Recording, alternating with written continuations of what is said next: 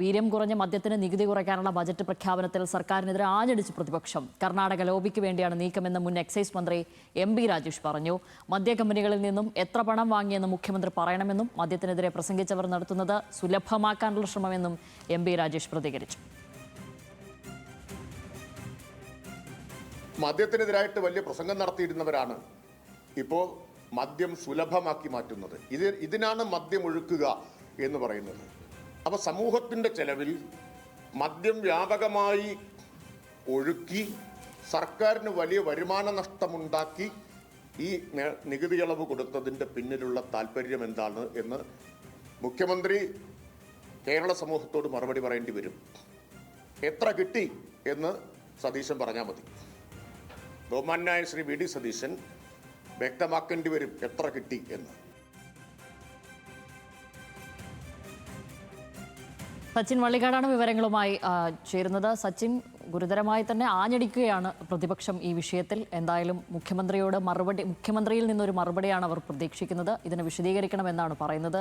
തീർച്ചയായും ഇതൊരു മദ്യമൊഴുക്കുന്ന കോർപ്പറേറ്റുകളെ സഹായിക്കുന്ന, മദ്യലോബിയെ സഹായിക്കുന്ന ഒരു കാര്യമാണ് എന്നുള്ളത് ഉറപ്പിച്ചു പറയുകയാണല്ലോ നിലവിൽ പ്രതിപക്ഷം. എന്തൊക്കെയായിരുന്നു അദ്ദേഹത്തിൻ്റെ മാധ്യമങ്ങളെ കണ്ടപ്പോഴുള്ള പ്രസ്തുത ഭാഗങ്ങൾ? എന്തൊക്കെയാണ് പറഞ്ഞിരിക്കുന്നത്?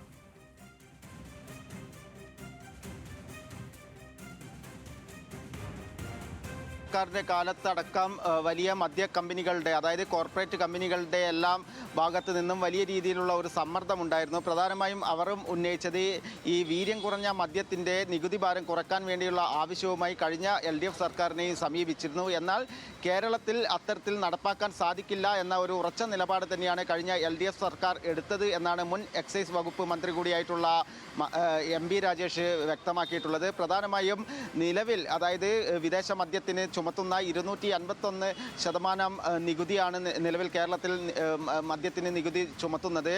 എന്നാൽ ഇന്നലെ മുഖ്യമന്ത്രി വി.ഡി. സതീശൻ അവതരിപ്പിച്ച ബജറ്റിൽ അത് നേരെ പകുതിയാക്കി 120% കുറച്ചിട്ടുണ്ട്. അത് വലിയ രീതിയിലുള്ള കേരളത്തിൽ മദ്യത്തിൻ്റെ ഒഴുക്കിന് വേണ്ടി കോർപ്പറേറ്റ് കമ്പനികൾക്ക് സഹായം ചെയ്തു കൊടുക്കുകയാണ് UDF സർക്കാർ ചെയ്തത് എന്ന രൂക്ഷ വിമർശനം തന്നെയാണ് മുൻ എക്സൈസ് വകുപ്പ് മന്ത്രി കൂടിയായിട്ടുള്ള എം.ബി. രാജേഷ് ഉന്നയിച്ചിട്ടുള്ളത്. കൂടാതെ തന്നെ കേരളത്തിൽ ലഹരിക്കെതിരെ തൂഫാൻ പദ്ധതി UDF സർക്കാർ നടപ്പാക്കുമ്പോൾ മറുവശത്ത് കണ്ണിൽ പൊടിയിടാൻ എന്ന തരത്തിലുള്ള ഒരു പദ്ധതിയായി തൂഫാനെ മാറ്റുകയാണ് ചെയ്യുന്നത്. കാരണം കേരളത്തിലെ വ്യാപകമായി എല്ലാവിടെയും മദ്യം ഒഴുക്കിക്കൊണ്ട് സുലഭമായി മദ്യം കഴിക്കാൻ പറ്റുന്ന ഒരു സാഹചര്യത്തിലേക്ക് കേരളത്തെ മാറ്റുന്ന സ്ഥിതിയിലേക്കാണ് UDF സർക്കാരിൻ്റെ ഈ നികുതി ഇളവ് കൊണ്ട് കേരളത്തിൽ ഉണ്ടാവുക എന്ന കാര്യവും എം.ബി. രാജേഷ് വ്യക്തമാക്കിയിട്ടുണ്ട്. വലിയ രീതിയിലുള്ള അഴിമതി ആരോപണവും എം.ബി. രാജേഷ് ഉന്നയിച്ചിട്ടുണ്ട്. കാരണം കോർപ്പറേറ്റ് കമ്പനികളുടെ കയ്യിൽ നിന്നും മുഖ്യമന്ത്രി വി.ഡി. സതീശൻ എത്ര രൂപ പണം വാങ്ങി എന്ന് വ്യക്തമാക്കണം, എത്ര കിട്ടി എന്ന് വ്യക്തമാക്കണം എന്ന രൂക്ഷ വിമർശനം തന്നെയാണ് എം.ബി. രാജേഷ് ഉന്നയിച്ചിട്ടുള്ളത്. കൂടാതെ തന്നെ വലിയ രീതിയിലുള്ള അഴിമതി ആരോപണവും ഇതുമായി ബന്ധപ്പെട്ട് മുൻ മന്ത്രി കൂടിയായിട്ടുള്ള എം.ബി. രാജേഷ് ഉന്നയിക്കുന്നുണ്ട്. കാരണം ഈ കോർപ്പറേറ്റ് കമ്പനികൾ UDF സർക്കാരിന് വലിയ രീതിയിലുള്ള ധനസഹായം നൽകിയിട്ടുണ്ട്. മാത്രമല്ല കർണാടക ലോബിക്ക് വേണ്ടിയാണ് ഇത്തരത്തിലുള്ള ഒരു സഹായം കേരള സർക്കാർ ചെയ്യുന്നത് എന്ന കാര്യവും പ്രധാനമായും മുൻ മന്ത്രി കൂടിയായിട്ടുള്ള എം.ബി. രാജേഷ് ഉന്നയിക്കുന്നു.